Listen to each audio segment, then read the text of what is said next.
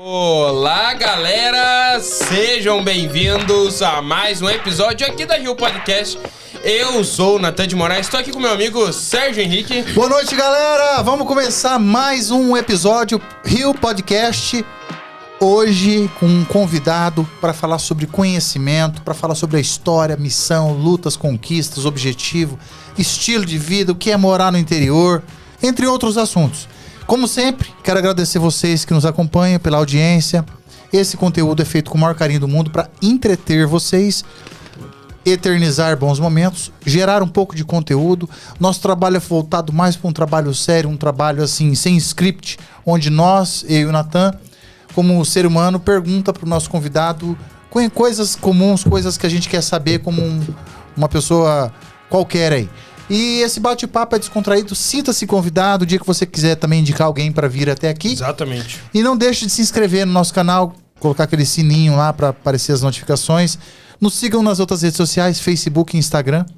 Né? E quem tá patrocinando esse programa? É os Estúdios Real, galera. Se você precisar...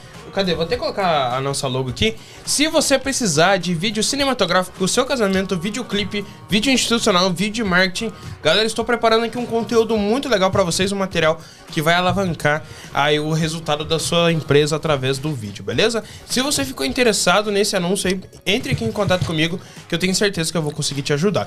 E também, né, Sérgio, não deixando essa deixa, vamos apresentar aqui o nosso... Convidado de honra? Nosso convidado de honra, que é nada mais, nada menos que ele, o grande... Valdemar. Ele. Seja bem-vindo, Valdemar. Obrigado pela presença.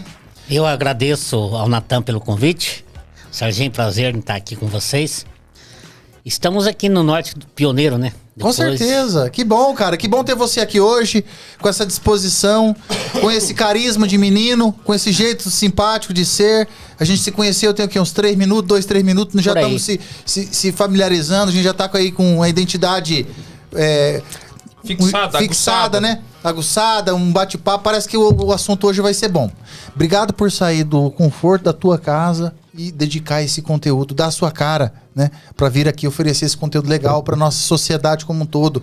Contar um pouquinho, inclusive um pouquinho de você, um pouquinho da tua história, das tuas lutas, conquista, coisa engraçada, coisa triste, objetivo, missão. E o estilo de vida e um pouquinho da agricultura também lá de Jabuti, que a gente precisa falar sobre isso também, que eu adoro falar sobre esse assunto. Aí a agricultura é minha praia, né? Agricultor, o cara manja.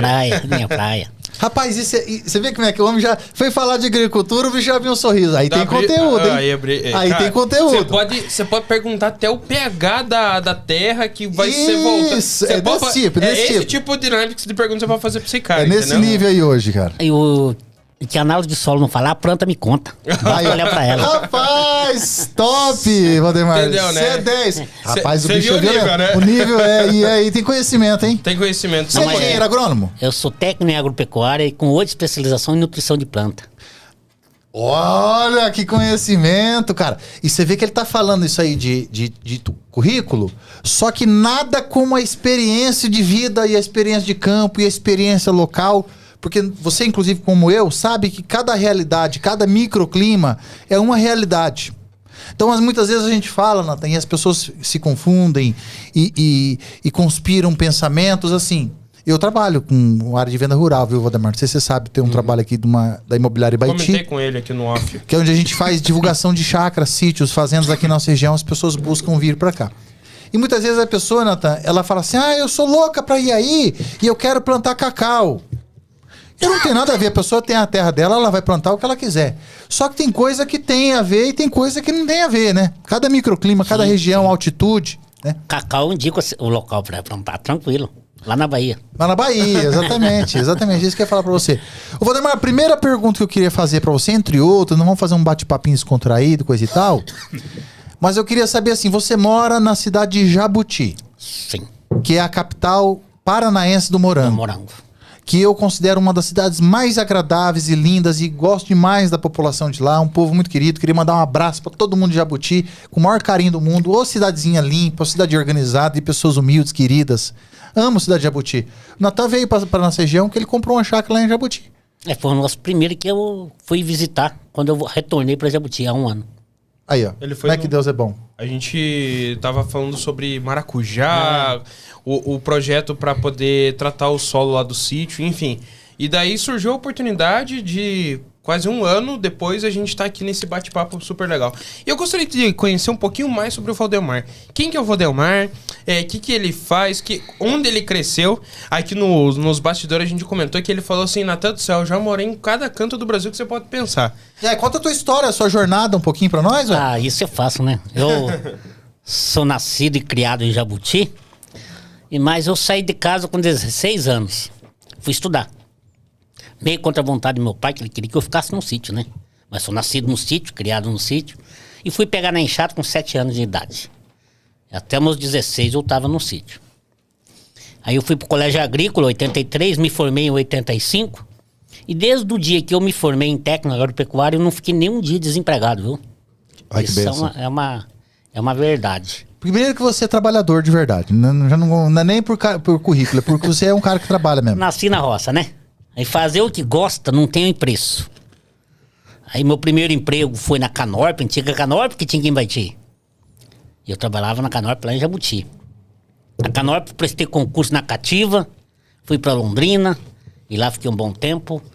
Aí de Londrina acabei voltando pra Jabuti, fiz o concurso no estado e entrei na Emater e lá permaneci por 23 anos. Rapaz, que currículo, hein, bicho? É. Que currículo. E o que mais me faz uma coisa boa, vamos falar das coisas boas também? Uhum. Quando eu fiz o concurso na Emater, em 91, nós tinha 3.200 candidatos, né? E eu conseguia uma façanha, um rapaz do interior, meio que vergonhoso, né? Passar em 11º lugar. Olha! Era currículo. 300 e poucas vagas por cabeça. Por cabeça, era assim. Aí no estado eu me preparei. Então o estado me preparou pro mundo daí, né? Fiz vários cursos. Sou inspetor de orgânico, inclusive.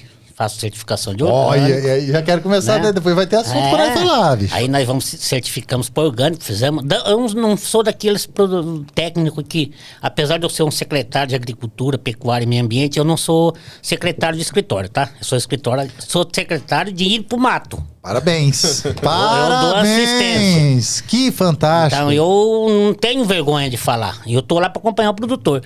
E se vir alguém comprar uma chácara na capital do Norte Pioneiro, na capital do Paranaense, a capital do Norte Pioneiro, que é o nosso Jabuti, ele pode inventar qualquer coisa para criar que ele vai ter acompanhamento. Que bênção. Seja bem-vindo para Jabuti, quem vem. Isso que é importante, Tá. você receber de braço aberto e desejar boas-vindas para quem tá chegando e ensinar a pessoa a dar suporte. E Jabuti tem recebidos pessoas, várias, tá? Várias. Não vou nominar o número que eu posso estar falando mentira, mas vários. Eu tenho atendido vários produtores que chegaram recentemente e que não tem noção como plantar nada. Inclusive a gente já começou com a sua olericultura, outros estão plantando morango. Eu também, se você for lá comprar uma casa que tiver um quintal, se você quiser produzir no seu quintal, também tem assistência, viu? Não é só lá na zona rural, não. Eu não sabia disso, não, é? Oxe, tem. Mas isso faz parte do carisma da administração, da gestão, no caso, né? E eu, falar nisso em gestão, porque eu nasci em Jabuti, mas eu saí de casa com 16 anos, como falei anteriormente. E voltei faz um ano. Voltei para Jabuti. Isso eu tenho que agradecer à gestão pública de Jabuti, ao Regis e à Lúcia, né? Que eles que me trouxeram de volta, me convidaram e eu aceitei. Estão fazendo um bom trabalho. É um excelente trabalho, né? A gente é suspeito pra Sem falar. puxar saco, você tá Sem falando a puxar realidade. saco. É uma real. Hoje a gente vê as coisas acontecendo em Jabuti. E não é politicagem, é administração. E é um prefeito que tem visão empreendedora. E que ele fala assim, Valdemar, você administra a agricultura. Ele não vai lá, faz isso ou faz aquilo, fica dando ideias. Cada profissional no seu quadrado. Cada profissional no seu quadrado. E respeita o profissional, assim como tudo que precisa a gente tem. Então, por isso eu posso falar com certeza. Se você vir morar em Jabuti um dia, a capital paranaense do morango, e breve vai virar a capital de referência do açúcar mascavo, que nós temos história com o açúcar mascavo, muito mais do que o morango. Vi falar muito disso também. Então, o açúcar mascavo nosso logo vai virar notícia. E Jabuti tem uma diversidade de produção.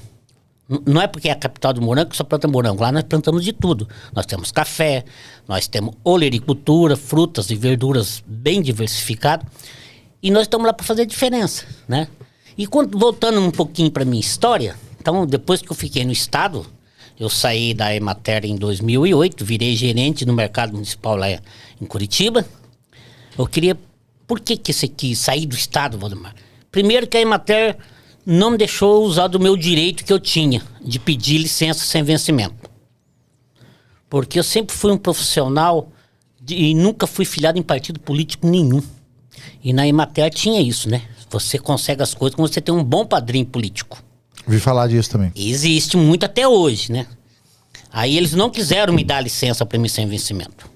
E eu, na época, ganhava uma mixaria e recebia uma proposta para gerenciar o mercado que dava uma mixaria bem maior, né? Aí eu pedi a conta.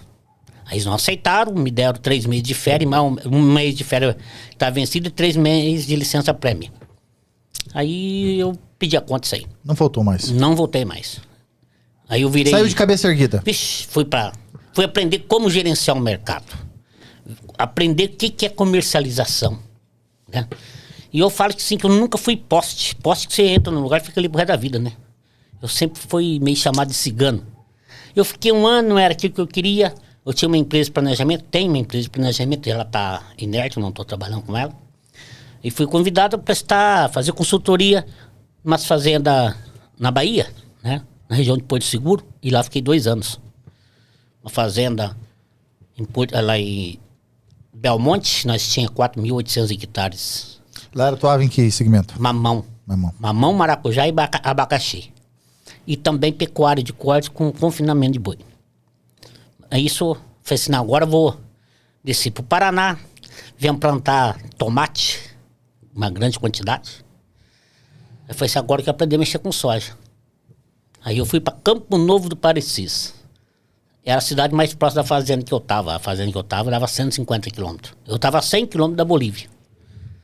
E lá eu fiquei, quando eu voltei de lá pra cá, cumpri meu contrato lá, eu tava passeando aqui na região de São Jerônimo da Serra e fui convidado a gerenciar uma loja agropecuária na Agronorte. Virei gerente técnico, departamento técnico da loja. E ali fiquei. Daí eu já fui pra Massey Ferguson, fui mexer com tratores, com a Agrale. Aí até que há 5 anos atrás eu fui convidado para ser secretário de Agricultura em São Manuel do Paraná. Lá, perto de Paranavaí, região de Cianorte. E lá eu fiquei há 4 anos e meio, faz 1 ano que eu voltei para cá. Graças ao Regi.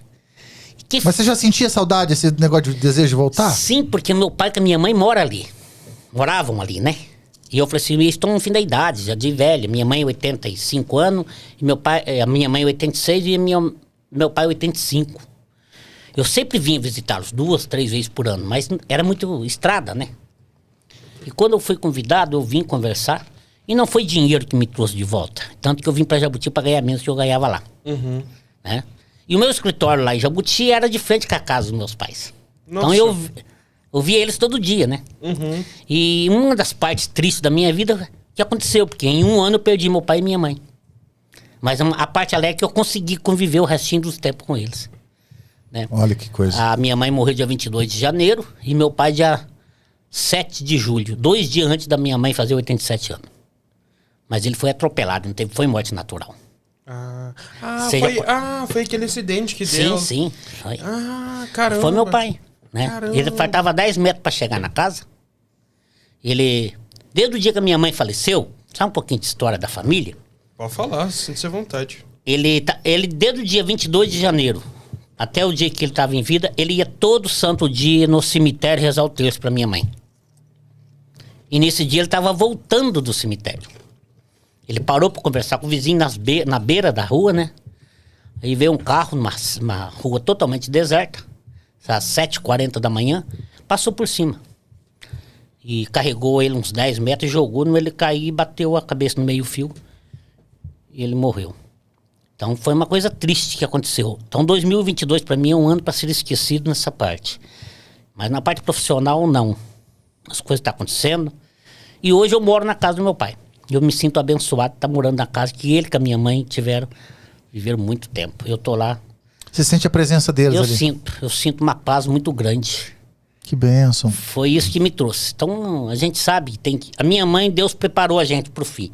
O pai não, foi tirado da gente, né? Uhum. Mas a gente tem que tocar a vida. Deus sabe o que faz. E Daqui a pouco, a hora que você tá chegando lá, daqui a pouco você tá chegando lá e vai dar um abraço forte nele. Com certeza ele vai estar com saudade de você e orgulho de você. Ele tá sempre ali. Eu sinto a presença dele todo dia, né?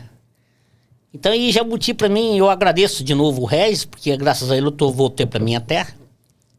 E eu, como eu tava falando antes, eu não sou secretário de ficar parado, não. Então a gente faz as coisas acontecerem em Jabuti. Nós temos solos muito fracos, né? Mas terra a gente faz. Não existe terra que não produz. Existe terra que não é cuidada. Se você não cuida, é a mesma coisa de você ter lá um feijão, um arroz lá na tua mesa. Mas se você não põe na panela, não cozinhar, você não consegue comer. E terra é assim também. Você melhora ela do jeito que você quer. E pode produzir o que você quiser. E nós moramos numa região aqui que produz de tudo que você quiser. Planta que você plantar, vai produzir.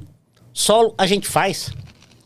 E pessoas inteligentes falam muito isso. Solo você faz. Solo você faz, se não tiver solo, não, mas eu moro numa laje, beleza. Vou plantar no vaso e vou produzir o que você quiser também. Se não tiver terra, pode plantar na água. Pode plantar na água.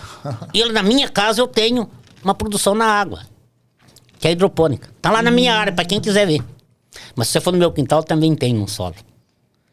Então, é só para servir de exemplo. Não adianta falar que mora assim da pedra. Você pode produzir o que você quiser. Tecnologia existe, só ir atrás dela. E a gente quebrou muito mito em Jabuti, sabe? Porque acabei arrumando uma briga, entre aspas, boa, na questão do calcário, né? Que o calcário para nós aqui, o calcário é primordial na vida de um solo. Todos os solos nossos praticamente precisam disso. E geralmente nós trabalhar com esse calcário da região, que eu digo, a Pirama, né? Tô falando, não tem que esconder. Tem que falar nada. a realidade, tem que falar o que tem que ser falado. E eu conheço essa mina desde quando nasceu, gente. Há 20 anos atrás. Eu sabia que não tinha qualidade aquele calcário. E quando eu fiz a licitação, na primeira a concorrente embargou.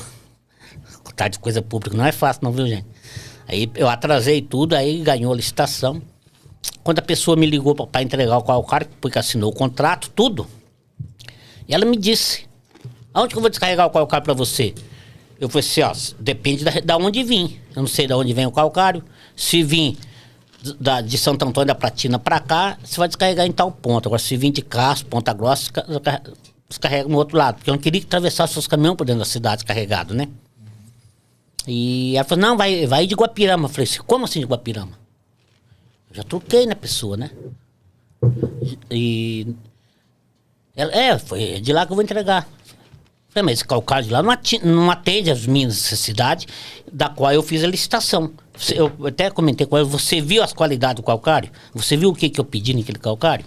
O PRNT acima de 80, tudo. Ela, sim, eu peguei as qualidades que você pediu lá, eu levei lá e falaram que tava dentro dos padrões. Eu falei assim, pois então melhorou muito, porque eu sei que aquele calcário lá nunca atingiu o PRNT de 65%, 70%. Eu tô pedindo 80%. Eu falei, mas tudo bem, então se você fala que atinge, me manda esse calcário, mas manda uma viagem que eu vou fazer uma contraprova. Fazer uma análise para mim conhecer o produto que eu tô comprando, né? Sim. Eu sei, mas tem necessidade disso? Tem, claro. Eu pedi lá pro pessoal da Calcário Guapirama essa análise, eles não me mandaram. Por isso que eu vou fazer. E ela falou, não, mas eu vou falar com ele, ele vai te mandar. Eu falei, então beleza. Aí realmente me mandaram uma análise. Já vi que a análise não foi feita em laboratório paranaense, foi feita em laboratório do estado de São Paulo. E quando veio para mim, na minha cobra era calcário dolomítico. Ele mandou um resultado que o calcário era calcítico, que não atingia a minha necessidade. Inclusive, calcário calcítico o pessoal usa para fazer ração de galinha, né? Sim, sim. E aí, que resultado? Eu coletei para fazer a contraprova, tive problema com o dono da mineradora, né? Mas como que você vai fazer contraprova do calcário, se nenhuma prefeitura que faz? Jabuti nós já entregamos um monte de calcário e nunca ninguém fez isso. Por que tem que fazer isso agora? Porque aqui tem um profissional da agricultura e não é um cargo político apenas. Aí ele falou, mas eu nunca vi falar isso. Inclusive ficou brabo, não gostou, sapateou, mandou o calcário. Quando eu fiz a análise, nem calcário não é considerado aquilo. Nem chega perto de 70% que ele falou na análise dele. Sabe? Para você ser considerado calcário pela legislação brasileira, o calcário tem que ter no mínimo um PRNT de 45. O deles deu 39, gente. Você não vai corrigir nada. Aí tem gente que fala, mas que calcário preto você não arruma pra mim? Eu falei, não arrumo não, que calcário não presta. Você vai perder tempo. Porque tem o calcário meio cinzão e tem o branco, não tem? Tem. A cor do calcário não influencia em nada. O que manda é o PRNT. O que é? O poder relativo de neutralização total da acidez do solo. Isso chama PRNT. Então, com um PRNT de 39 não vai corrigir nada. Concluindo, o calcário só serve para aterrar estrada. Você pôr na estrada e compactar. Porque para solo não vai fazer efeito nenhum. Ele faz o efeito de secar, né? É secar, porque ele compacta. Aí a pessoa que ganhou a licitação, quando veio a análise para mim, eu mandei para ela. Na qual ela, inclusive, ela morava em Ponta Grossa, né? Por isso que eu achei que vinha de lá. Daí ela falou, não tem condição de entregar. Começou a sapatear. Falei, tudo bem, então você vai assinar um termo de desistência para mim. Se não tem desistência, que eu vou fazer o novo e você não venha participar mais para não atrapalhar a gente. Ela falou assim, mas eu não vou poder participar mais. Eu falei, não, vai dar problema para mim? Eu falei, com certeza. A prefeitura tem um jurídico. Ela podia contar com outro fornecedor. Outro fornecedor. Daí ela pediu 3 dias para mim e cumpriu. Então, uma pessoa idônea, que ela, pelo que eu senti, ela foi enganada também, né? Segundo a informação que ela me passou. E ela cumpriu, trazendo um calcário branco daquele... Não é a cor que interfere, mas com um PRNT de 92%. Aí é top. Aí é top. É esse calcário, falar da empresa aqui, que veio, ela trouxe, entregou pra gente o calcário da Calpar, mas até lá tem a Calpar, tem Tatinca. Calpar é Ponta Grossa, né? É Castro. Castro. Castro ali, cheguei. Então... Ela me cumpriu, então isso já foi o primeiro mito que eu tive que quebrar. Que prefeitos anteriores entregavam calcário da onde? O mais barato, dali. Só que tapeava o produtor. E por que levou eu fazer isso? É simples. Conversando com o produtor. Eu falei assim, pô, Valdemar, eu recebi aquele calcário preto lá. Cara, eu jogo, não vejo diferença nenhuma nas minhas plantas. Eu falei, você tem análise do ano passado? Tem. Vamos fazer outra? Vamos. Fez, não deu, não aumentou em nada. Simplesmente... piorou um pouquinho o terreno. Porque a planta tirou o nutriente e não teve reposição. Então, essa foi uma briga primeira que eu arrumei ali. E que, graças a Deus, deu certo e hoje o pessoal está contente. Inclusive, o pai recebeu também calcário lá na propriedade dele. Sabe agora a gente tá corrigindo o solo agora. Eu queria que você me falasse um pouquinho de prática, misturado com técnica. Porque é o seguinte, eu vejo assim os caras aplicando calcário e parece ser uma fração tão insignificante em relação àquele volume cúbico de terra. Você vai numa propriedade assim qualquer e o cara tem aquele montinho de calcário assim e o cara esparrama na propriedade inteira, fica aquela poeirinha branca em cima. Dá a impressão assim de que é meio leigo, que aquilo não vai fazer diferença, sabe? A impressão que eu tenho assim como um ser humano é que você fala, pô, você vai misturar um recheio aí pra dar um sabor, você imagina que tem que dar uma camada grossa ali em cima da terra, um negócio... Então, o calcário não precisa de volume muito grande? Quem vai me dizer a quantidade a jogar por alqueire ou por hectare é uma análise de solo, né? Então, hoje eu falo que é muito mais difícil você ser da área agronômica, no meu caso, do que ser um médico. Você vai no médico, primeiro que você fala, tô sentindo isso, meu sintoma é esse, ele pega todo o teu sintoma. E se ele não conseguir decifrar o que é que você tem, ele te manda fazer inúmeros exames. Ele só lê o resultado. Aí, dá um remédio. E tem alguns que erram, né? Sim. A gente não. Eu tenho uma análise de solo. E essa análise pode surgir, errar também ou não? Se a coleta for mal feita, sim. Daí eu vou interpretar, talvez jogando uma quantidade não necessária para aquela planta. Como é que é a coleta certa? Porque eu sei fazer uma coleta mais básica. Não sei se a minha tá certa ou não. Como é que é a coleta certa? Lá na Secretaria de Agricultura, eu tenho um trado. Com o trado não tem chance de você errar. Então, quanto mais pontos você coletar, então mais uniforme, mais homogêneo vai ficar a tua área. Se mistura tudo isso até a gente manda para o laboratório. De 7 a 10 dias o resultado está na mão da gente. A gente interpreta a análise e faz a recomendação. E que varia de 2 toneladas por hectare a 6, 7 por hectare. Varia. Porque você vai, Nathan, essa é a importância de uma pessoa que está nos assistindo, que é produtor, que quer ter uma performance melhor... é fazer uma análise de terra. Porque muita gente olha assim, essa terra é boa, essa terra é ruim. Não interprete. Antes de fazer uma análise. Você vê que cidade pequena tem profissionais, gente boa e qualificada, que nem o Valdemar, que é o caso dali em Jabuti, mas em outras cidades aqui com certeza vai ter profissionais ou agrônomos. Então, gente, a sacada para você ter uma melhora na tua terra é fazer coleta. Você vai durante o teu perímetro ali, se você tem esse aparelho que como é que é o nome dele, Valdemar? Trado. O trago. Trado. Trado. Trado. É um negócio de você rodar ali. Perfura o solo e ele puxa com a terra. Mas se a pessoa não tiver e ela for com um chadão lá mesmo, Também tirar dá. uns 15 centímetros de terra por cima, 20 centímetros. Você tira, limpa limpa. por cima, faz um buraco e corta uma parede de 0 a 20. Pega essa terra e joga num balde. E vai misturando vários pontos. Vai em vários pontos. Pelo menos uns 10 pontos. Quanto mais pontos, melhores. Agora, se o produtor tiver com preguiça, né? Fala, ele não vai saber quantos pontos eu tirei, ele não tá enganando a mim, tá enganando a ele. Ele mesmo. Né? Tá enganando Porque ele mesmo. tem muita mancha, né? Tem muita mancha. Tem muita mancha de qualidade. Então, assim, se você conseguir isso tudo, depois que você fizer um volume aqui de um meio balde, um baldinho de terra, você mistura aquilo ali tudo, dá uma esfarelada nele e leva lá, custa o quê? Uns 70 reais, 80 reais pra fazer o... 50. 50. Uma análise pra calcário. Olha, gente, 50 reais uma análise. E uma análise completa? Uma completa 120. 120. Compensa fazer uma completa, né? Compensa. Compensa uma completa quando você tá com planta já instalada, né? Uhum. E você quer saber tudo que as aptidões ali do local, né? Sim. Porque tem algumas questões que destacam, né? Apesar que eu falo o seguinte, eu não exijo muita análise completa de micronutrientes, não, porque a planta me conta. Pra mim ela conta, né? Eu olho na planta, se tiver deficiência de zinco, cobre, manganês, a planta vai me falar pra mim. Mas muda a cor, Enxofre, muda textura, a cor, fibra. Fica acessível pra doença. Planta mal nutrida, a planta fica doente. Se ela estiver bem nutrida, ela não vai ficar doente. Aí você elimina o uso de agrotóxico, né? Uma planta bem nutrida. A planta te conta. Assim como a planta também te conta se o teu solo tá ácido, se tem necessidade de calcário ou não. Pelas ervas daninhas que estão lá. As próprias ervas, Elas só estão dizendo para você que o teu solo tá bom ou ruim. se elas estão crescendo bastante, já tá bom. Se eu pareço umas plantas, tipo...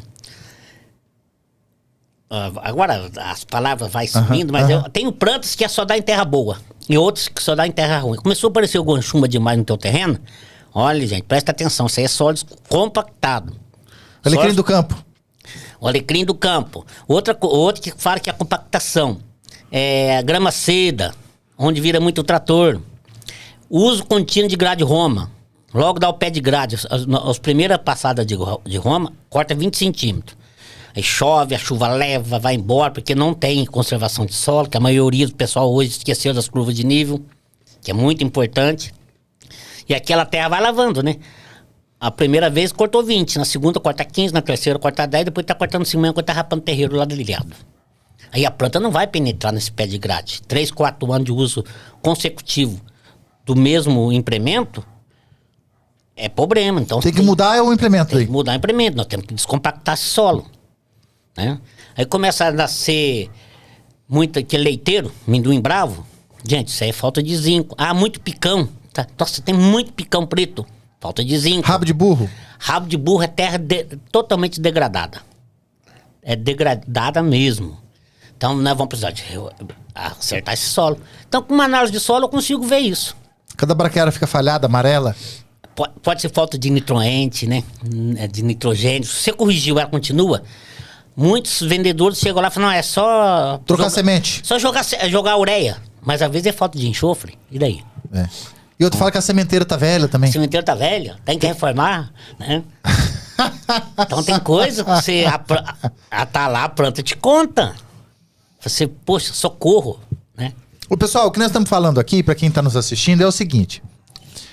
Esse estilo de vida que a gente está falando de morar no interior tem muito a ver com chácara, com sítio, com fazenda. Então, o agronegócio como um todo, que é a especialidade do Valdemar. Quando a pessoa vai se dedicar a um tipo de especialidade, ela precisa estudar o que é referente àquilo. Sim. Por exemplo, nós estamos falando até agora de solo. Daqui a pouco nós vamos falar sobre agropecuária, sobre gado, sobre nutrição animal. Vamos falar sobre as viabilidades econômicas que ali da região, que é o açúcar mascavo, que é a cana, o morango, olericultura, fruticultura, entre outros. Mas a gente tem que estudar as aptidões, os assuntos de acordo com aquilo que você vai implementar. Deixa eu fazer uma pergunta, porque provavelmente esse podcast aqui, esse episódio, vai lá pro nosso grupo da Imobiliária Baiti. E boa parte desse grupo da Imobiliária Baiti tem dúvidas de qual cultura colocar dentro da sua propriedade. Então, vou fazer o seguinte. A pessoa chegou aqui na nossa região. Qual que é o primeiro passo que você recomenda que ela tem que fazer? Chegou ali, vamos pensar assim, vamos colocar um exemplo aqui de um sítio. Antes de ingressar numa cultura de alguma coisa. Uma chácara do quê? Uma chácara normal, assim, que o seu público está disposto a pagar. Quanto que é mais ou menos o tamanho? Vamos falar assim, hoje o normal aí, 2 alqueires, né? Uma coisa assim, média. Tem gente que compra 3 mil metros, 5 mil metros, tem gente que compra 5 alqueires, 10 alqueires. Mas vamos falar 2 alqueires. Tá, 2 alqueires. Seria 5 hectares. Isso. A pessoa chegou lá, o que ela tem que fazer com aquela propriedade? Se ele procurar a gente lá na Secretaria de Agricultura, a gente vai ver o que é a aptidão dele, o que ele quer fazer. Não, eu não tenho, mas eu quero plantar alguma coisa que eu quero viver disso. É o caso que eu tenho um que comprou uma chácara recente lá. Não sei se foi você que vendeu, mas eu sei que é recente. Faz 90 dias que ele mudou para Jabuti, ele veio de Jataizinho. Eu falei, não, mas a gente quer mexer com verdura, mas a gente não entende nada. Beleza, eu vou visitar a propriedade, vou ver a aptidão do solo dele. Que pequena propriedade, você não vai investir em soja, em milho, essas coisas grandes. Porque isso aí não vai gerar nada. Até gado, vamos falar assim, em termos de grande escala, para viver de gado em terrinha pequena. Você pega 2 alqueiros, como é que eu vou viver com um gado ali? Vou pôr 4 cabeças? Não dá. Né? Por mais que eu tenha um solo bem nutrido, não vai dar para produzir. A não ser que você pegue, tire lá 5 mil metros quadrados para manter o gado fechado, o resto você planta tudo de milho e faz silagem. Aí também dá pra trabalhar. Mas não com dá gado. pra sobreviver, falar com você que... Aí a gente indica realmente as coisas que nós temos aptidões. Que é o morango, que é a olericultura. Que vai cair bem. Porque 5 hectares de verdura já é uma fazenda. Pra morango, então, é uma super fazenda, né? Que daí já é grande até demais. Então a gente tem que ver a aptidão, o tamanho do solo e o que dá pra fazer. Localização, ver se tem água, que é muito importante isso. Se não tem... ver a possibilidade de se construir um poço artesiano, porque a água a gente também busca um subsolo, então hoje já não é tanto empecilho para você deixar de fazer um bom negócio por causa de um único fator, né? Eu sempre falo isso, o poço artesiano é uma solução, solução. Que ajuda como um contrapeso, porque muitas vezes a pessoa fala, eu gostei daqui, só que aqui não tem rio. Eu gostei daquela lá, que aquela lá tem rio, só que aquela é muito caída, às vezes é muito longe. Então a pessoa tem que entrar num ponto de equilíbrio ali, né? Sim, é o que mais tem. E Jabuti é uma vantagem, né? Porque é tudo perto, porque a sede do município é no centro do município. Então por isso que eu falo sempre que sejam bem-vindos. O mais longe que seja não vai passar de 10 quilômetros. O mais longe. Né? Não vai dar 10 Eu nunca tinha feito essa conta, realmente então, bem inteligente essa conta. Jabuti, ele é centralizado, né? Então é fácil, qualquer lugar você tem escoamento. E só para incentivar mais o pessoal, o morango nós ganhamos selo de identificação geográfica, né? É morango de Jabuti para o mundo. E hoje, quem está com selo é a Associação Norte Velho. O pessoal que está sócio, que está entregando via associação, estão recebendo quase que o dobro do produtor que está vendendo para os compradores lá que nós chamamos de picareta. Mas os picaretas são bem-vindos, eles que trouxeram o morango até hoje, compram, pegam da propriedade. O produtor ele tem que se especializar em produzir e arrumar alguém que se especialize em comercializar. E agora, com a parceria com o Sebrae, se conseguiu esse selo e a Associação Norte Velho, que é Jabuti, Pinhalão, Tomazina e Japira. Qual que é a vantagem de ter esse selo? É poder exportar, alguma coisa assim? Você tá ponhando a tua cara lá, tá mostrando o teu produto e a qualidade dele, né? Se você entrar no site hoje, na internet, perguntar capital do morango, vai aparecer Jabuti e vai aparecer todas as qualidades do morango. Qual que é a qualidade do morango, assim, diferencial do morango de Jabuti? Nós produzimos morango o ano todo, né? Não tem entre safra mais. Nós plantamos as morangos de variedade, dias longos, dias curtos e dias neutros. Hoje, a tecnologia já chegou, o morango já não está plantando mais no chão, né? Ele está plantando suspenso, em slab, dentro de estufa ou em túnel. Antigamente, quando você planta no chão, é uma safra, elimina e compra muda de novo. E com mudas importadas, plantadas em slab, nas estufas ou em túnel, eu tenho produtor com 3 anos, com 4 anos, com a mesma muda. E a muda chilena, né? Cara, né? Chilena, espanhola e argentina, que vem pra gente. Né? E morango no primeiro ano você vai tirar aí 1 quilo por pé. Segundo ano vai para 2. Então você vai só aumentando a produção Por dele. pé? Por pé. E o normal de um lotinho é 30 mil pé? Não, tem de 30, tem de 10, tem de 15, tem de 100, 150 mil, né? Os maiores, né? Mas hoje você com 10 mil pés de morango nesse sistema, você trata da tua família e estuda o teu filho. Isso que eu precisava saber. É isso que é importante para nós. E 10 mil pés, vou plantar em que tamanho? Uma estufa de 1.000 metros, eu consigo plantar 15 mil pés de morango. Ou seja, olha só, gente. 1.000 metros, 1.000. Num horizonte aí de, tava falando de 5 hectares, 50 mil metros. 1.000 metros, um quadradinho, você planta 15 mil pés de morango e o Valdemar tá falando que você sustenta a tua família e estuda o teu filho. Com certeza. Com paz, harmonia e bem-estar e sossego. Com emprego na porta da tua casa. Segurança do município. Tranquilo. Lugar tranquilo para viver. Tranquilo, nós não temos problemas de marginalidade. Tem aquelas brigas de final de semana, né? Que é Sim, mas normal. é feito. Mas é muito assim, uma coisa rara, né? É uma coisa rara. A zona rural nossa é tranquila e Clima agradável. clima muito agradável. Povo E- receptivo. e O pessoal Jabuti- ajuda bastante a gente lá, inclusive teve umas vezes aí que a gente fez uma festinha ali, fez um pão com linguiça lá, convidando a vizinhança ali, pela ajuda que eles prestaram, porque, gente do céu, é ajuda pra caramba. Ah, vamos matar um porco.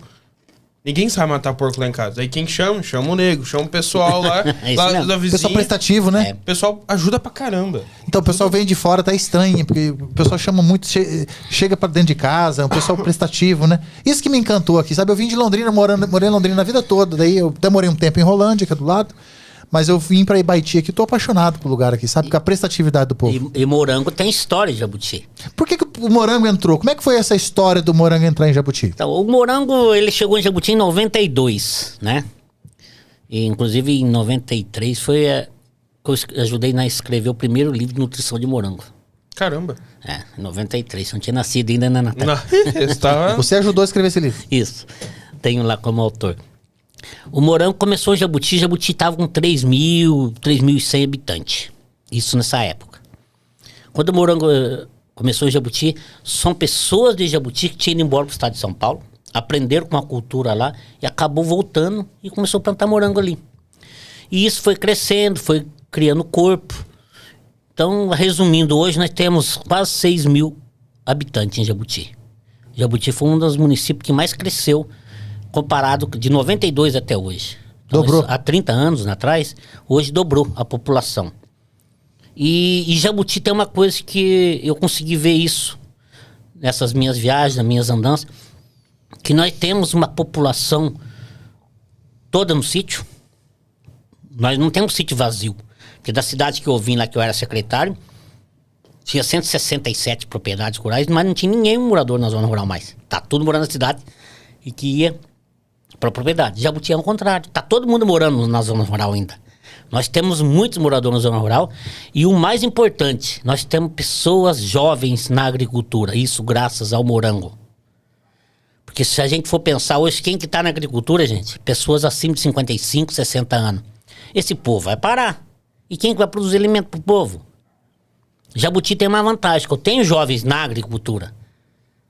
E agora, o morango é uma dessas opções. E uma outra opção é a olericultura. Mas que estava aqui em Jabuti já. A olericultura não está aparecendo agora. Mas virou uma febre de uns tempos pra cá Virou, agora. porque Jabuti, por que tinha olericultura?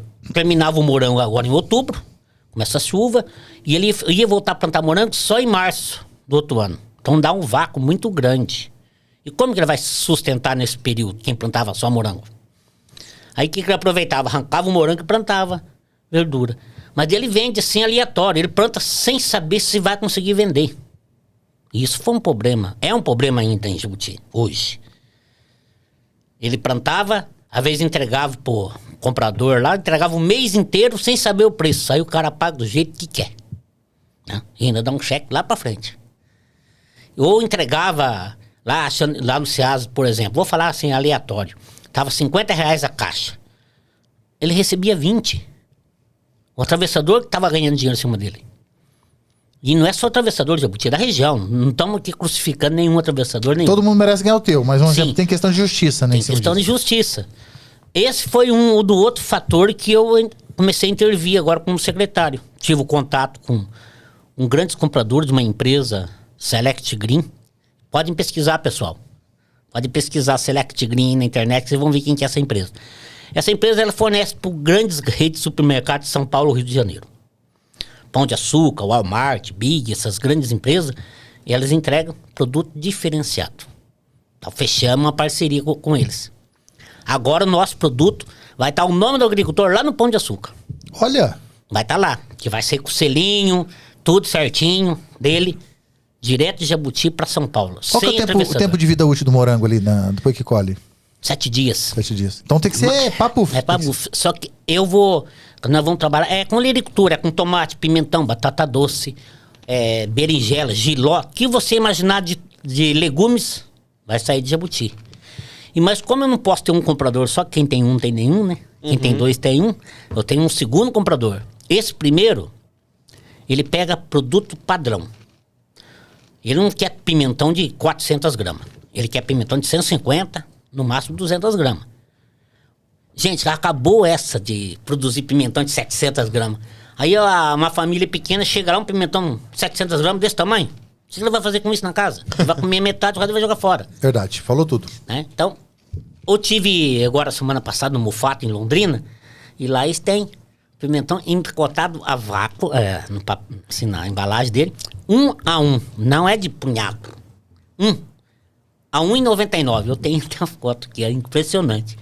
Você imagina eles vendendo pimentão a 1,99, vamos falar que é R$2, né? Se você for é 2. Um pimentão de 130 gramas. Eu fechei essa parceria com esse pimentão para me pôr lá no Pão de Açúcar. Que fantástico. Então isso é uma coisa que a gente tá acontecendo em Jabuti. Então a gente movimenta. E eu tenho um outro comprador que ele compra pro CEAGESP. É uma empresa que entrega produto pro CEAGESP. Direto lá. Aí ele pega o pimentão de quilo, de meio quilo, e ele pega tudo. Então você tem dois, um complementa o outro. E ele pega o de primeiro, o segundo e o terceiro. Ele vem algumas vezes por semana na cidade? A gente vai fazer um ponto de recebimento. Quando você tá entrando em Jabuti ali... Um pequeno Ceasa, como se fosse assim. Isso, vai funcionar um pequeno Ceasa. Você chegou em Jabuti, saiu do trevo, que pegou pra Jabuti à esquerda, você vai ver um barracão do lado direito. Ah, sei, perto da entrada ali? Ah, meu pai tava comentando comigo. Que ideia boa, hein? Bem perto Pode do acolher, portal. inclusive, os produtores da região toda. Sim, eu já tenho produtor, 5 ou 6 produtores de Baiti lá. Tem produtor de Japira, tem produtor de Tomazina. Todo mundo vai ser bem-vindo lá. Sim, vai ser bem-vindo. Nós não estamos pensando só na nossa porteira, a gente quer pensar numa região, né? A ideia lá vai ser o quê? Por exemplo, o cara que é produtor, ele não sabe aonde vender, ele vai lá e entrega nessa associação? Ele entra com a gente num grupo, né? Eu tenho hoje 53 produtores cadastrados. Cadastra lá o tanto que ele entregou? Cadastro, eu estou fazendo um levantamento agora para ver o que vocês têm de verdura e o que pretende plantar. E eu passei a lista. E eu tenho esse comprador da Select Green, que ele me passou o preço, sabe? Ele passa o preço pro produtor o ano todo. Não é assim que eu vou vender. Por exemplo, pimentão colorido. É R$7 o quilo o ano todo. Tem época, então vai ser R$70 a caixa o ano todo. Então você pode produzir que você sabe que você vai receber isso. E se você for ver hoje, quem tá produzindo pimentão colorido tá recebendo 35, gente. Metade do preço. Metade do preço. O pimentão verde, que é mais barato mesmo, ele é R$3 o quilo. Então você vai receber R$30 o ano todo. Esses dias tava 12. Então são as coisas que aparecem para diversificar. Então qualquer um que vem de fora para Jabuti pode estar acessando esse sistema de comercialização. Que a gente vai dar o acompanhamento, que não basta dar só assistência, né? Eu vi que eu tinha que intervir na questão de comercialização, ajudar o pessoal a vender. Que o produtor, quando ele sai vender, ele começa a sair para vender, isso acontece bastante. Ele começa a pegar o gosto da comercialização, que a primeira coisa que ele fala, ele para de produzir e começa a comprar do vizinho. Aí de produtor ele vira picareta. Entendi. Porque ele daí não vai ter tempo de produzir. Ele só vai ficar responsável pra vender os Só produtos. para vender, porque ele tem que abastecer o mercado. E mercado, gente, não é safra, né? Eu tenho que produzir, entregar pimentão o ano todo. O tomate, ano todo. Então não é só aquele período, a couve-flor, o brócolis. Mas consegue produzir? Consegue. Nós temos variedades para isso. Então você tem essa opção. Então, acabamos de fechar essa parceria com esses compradores. Agora eu estou em fase de planejamento. Né? O produtor que tem interesse está em fase de planejamento. Daí, não é, ele vai ditar o que ele quer plantar, sim. Só que eu tenho que fazer rotação de cultura, né? No mínimo, eu tenho que plantar 3 culturas. Porque se um tá aqui, o outro tá lá, e mesmo que eu plantei pimentão hoje, esse pimentão começou a florir, começou a colher, eu já tenho que plantar outro lote. Sim, e daí o outro vizinho ali... O outro vizinho também. Então você vai fazer uma roda. Entendi. Eu tenho que ter produção no todo. Não vai sobrecarregar também só um produtor. Só um tipo, produtor. não, você vai produzir agora 7.500 pé lá e se vira. Qual que é a recomendação tua? Se você fosse você, pra você escolher na tua chácara, que rotatividade, que itens que você ia plantar lá? Hoje eu começaria com pimentões coloridos especiais, né? Aí depois você vai para uma vagem, depois você vai para uma couve-flor, aí você vai para um brócolis. Pimentas variadas, né? Tem várias pimentas. Pimentas é uma coisa que é difícil achar em grande escala aqui e acho que é um mercado promissor, né? Muito promissor. Isso em estufa, né? Ou não? Céu aberto também. Céu aberto. Muitas culturas, ó, o giló e a berinjela dá pra plantar em céu aberto. Eu posso plantar eu quero plantar vagem, mas a vagem fica um pouco mais cara pra me fazer estaleiro, tal, levantar ela, porque ela é as trepadeiras, né? Mas eu tenho vagem rasteira, gente. A vagem rasteira tem o mesmo preço da outra, que é a macarrão que a gente fala, né? E a vagem rasteira, que é o extra fina. É como plantar soja. Só que você colhe ela com 60 dias. Olha. Então você tem que plantar um lote e já preparar o segundo. Porque eu não posso produzir uma vez só. Eu tenho que ter essa quantidade o ano todo. Não importa qual cultura. Seja o tomate salada, o tomate ou italiano, ou grape. Tudo eu tenho que ter o ano todo. A abobrinha não é só a verde. Eu tenho que plantar a verde, a branca e a amarelinha. A abobrinha amarelinha aqui na região nossa não tem. E produz muito bem, gente. Produz. A mandioca também, 2, 3 tipos. A mandioca. Agora, aqui não dá pra plantar só da salsinha amarela mesmo, porque a branca produz, mas a amarela não. Ah, é? Não. Porque eu tenho que ter uma temperatura menos, né? Aqui nós não temos uma temperatura menos. Foi bom falar. Foi bom falar isso. A fábrica de polvilho lá, eles produzem a braba pra fazer esse polvilho? Sim. Produz polvilho? Sim. A mandioca braba. Lá eles fazem polvilho. E a abóbora amarelinha é a mesma abóbora de árvore. Ela só que, em vez de ser verde ou branca, ela sai amarela. Coisa linda. Isso no mercado brilha. Nós vamos plantar ela. E que eu queria que você introduzisse nesse meio desse tema, Valdemar, a questão do orgânico, a viabilidade disso, se sim ou não, jogar real para nós, existe viabilidade? Ou é um estilo de vida, é um conceito que o mundo compra? Ou é recomendado financeiramente o cara mudar pro... Tem viabilidade econômica, né? Olha, se você produzir orgânico, é totalmente viável. Eu vou falar que é totalmente viável. Independente se vai vender ele como orgânico ou não. Porque no orgânico eu consigo ter um custo de produção menor. E eu posso produzir os inseticidas em casa. Né? Por que não cresce muito? Porque as multinacionais, elas querem vender o veneno, ou o agrotóxico, né? E a maioria dos venenos naturais tem uma outra vantagem sobre os outros agrotóxicos. Porque no natural, a praga não cria resistência. No agrotóxico, sim. Usou mais que 3 vezes um produto... Ela cria resistência. Ela já cria resistência, já não morre mais que o produto. E daí você sabia disso, não? Sim. Aí você pega. Aí você vai pegar um produto natural, filho, não tem chance de ter resistência. Você faz natural, qualquer propriedade. Hoje tem um pé de mamona, tem uma Santa Bárbara, tem uma pimenta, tem um leite, você tem um cravo de defunto. Santa Bárbara é um herbicida natural? É um inseticida. Inseticida? Sim. A mamona também. E a mamona tá em qualquer lugar aí, né? Ela é uma planta espontânea, a gente não pode falar de erva daninha. E sim, uma planta espontânea, ela nasce em qualquer lugar. E tem um jeito que os caras estão tratando também, assim, pragas, é com... Eles soltam um tipo de inseto dentro do ambiente para ele controlar ali os outros insetos. Como é que é o nome desse tipo? O agropredador é muito utilizado.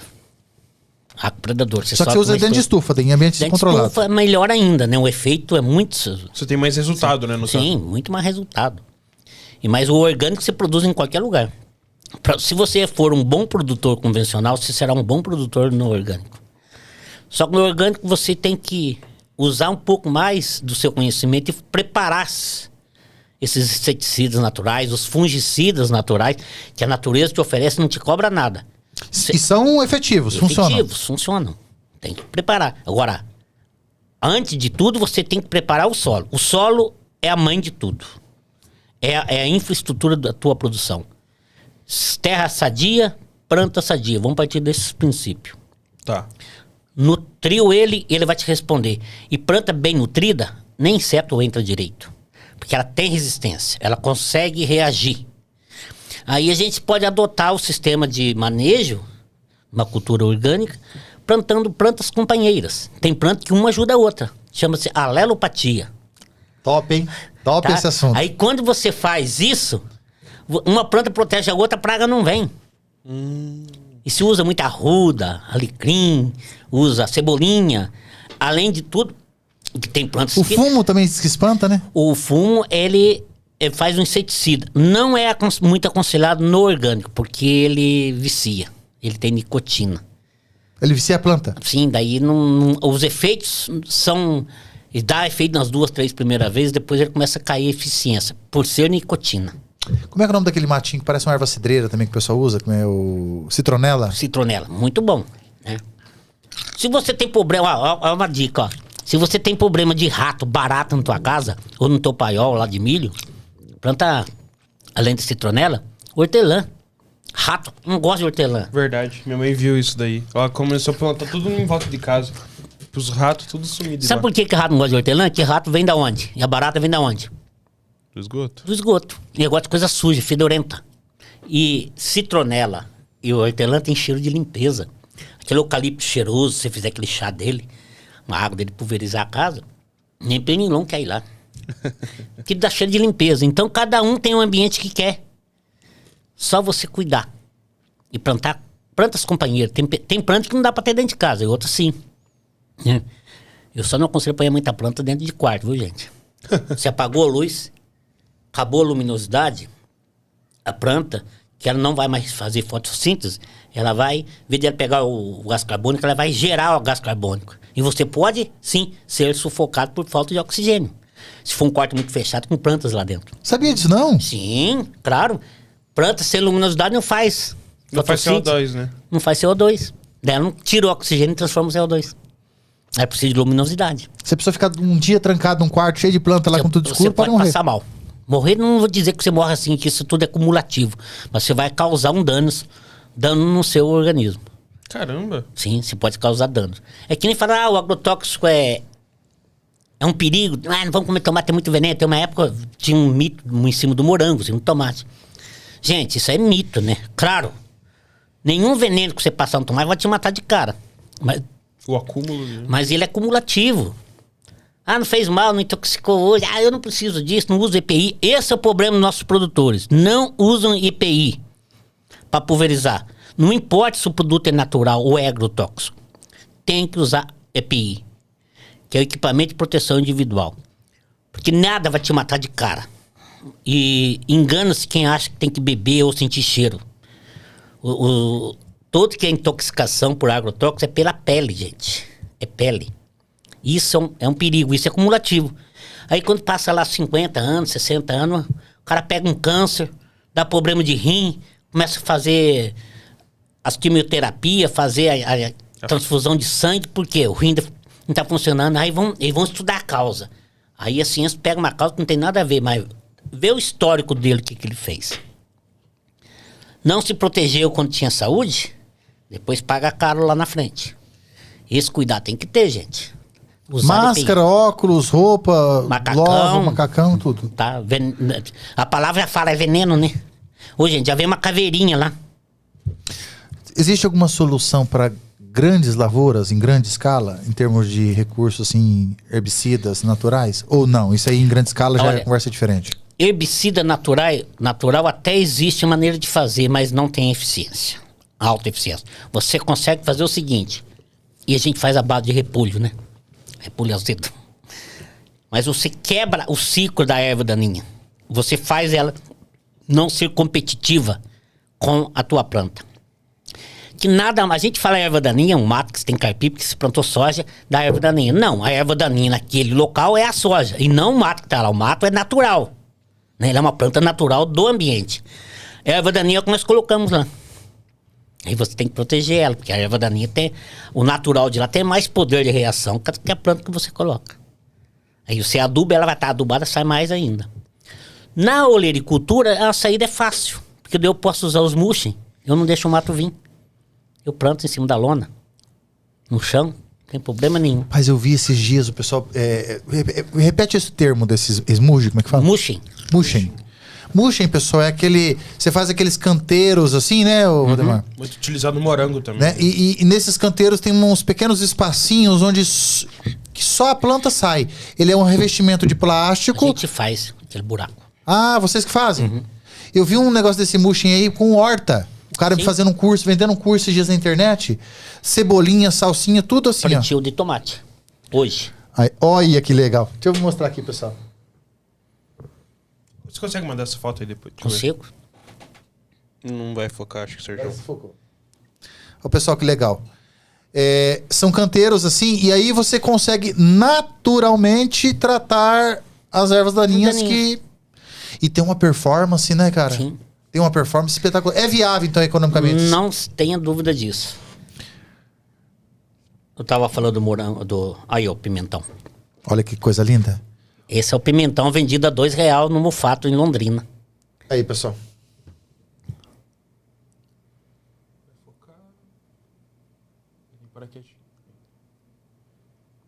Se você tem qualidade, não importa a verdura. Plantou o que comer, tem mercado.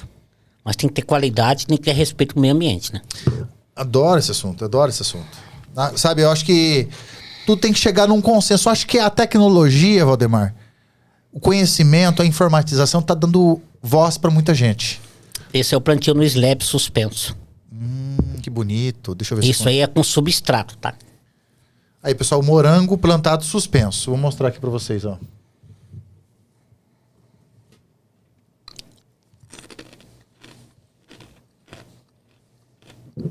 Aqui.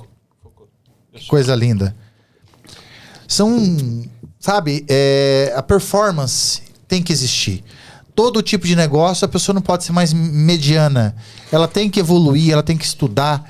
Você lembra antigamente, Valdemar, as pessoas criavam frango caipira para vender. A 25, 30, 40 reais. Hoje não consegue, porque o preço da ração tá alto. Então ela tem que ter o quê? Performance. Eu tô começando a criar uns franguinhos caipira lá, e eu tô estudando bastante sobre isso, sabe? Uma coisa que eu gosto de tratar... Você entende de nutrição animal também, Ana? Sim, sim. Eu gosto muito de falar do termo. E assim, dentro da nutrição animal, vários fatores que eu gosto de citar, mas assim, a taxa de conversão é uma coisa mais a ser preocupante, né? Você saber se o que você tá dando de ração tá virando em peso pros animais. Você concorda com isso? Ou não? Completamente. E a qualidade do alimento do animal vai interferir na produção dele, ou seja, carne ou leite. E a principal coisa que você tem que pensar quando você vai criar qualquer tipo de animal, vou mexer com bovinos, equinos, suínos, eu tenho que pensar na qualidade do alimento deles. Se o solo é fraco e ácido, o capim é fraco e desnutrido.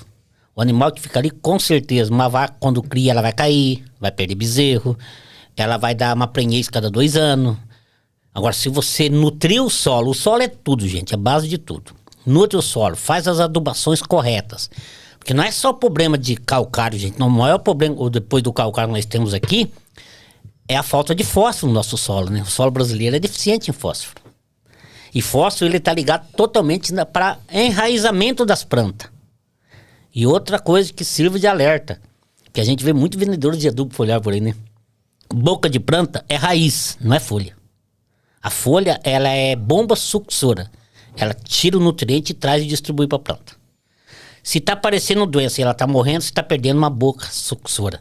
Então não adianta ficar fazendo tanto foliar. Alguns foliares são, sim, tem necessidade de você fazer. Alguns, poucos. E conforme a cultura. Mas o ideal é solo. O ideal é solo.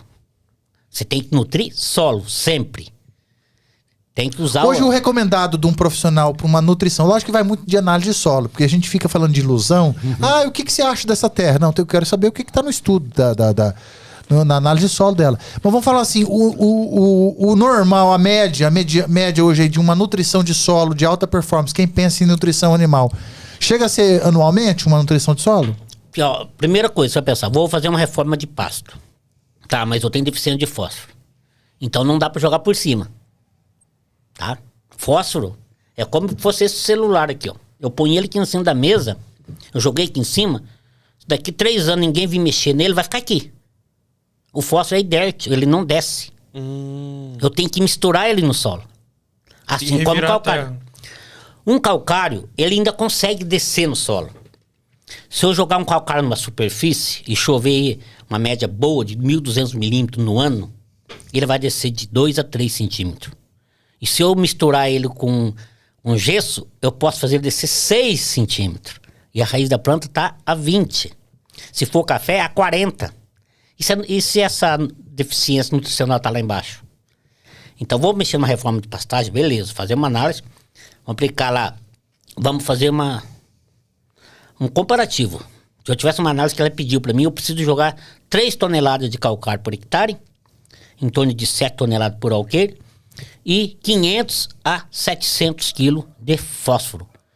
De preferência fosfatos naturais, tipo iorim, um gafsa, um arade, são produtos que libera gradativamente. Se não tem isso na região, pode ser o super simples.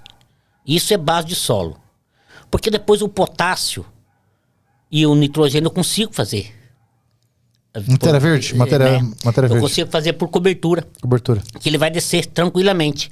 Porque se você aplicou fósforo, fez o calcário pode corrigir a deficiência de cálcio e de magnésio. E se você usar um super simples, eu vou ter enxofre.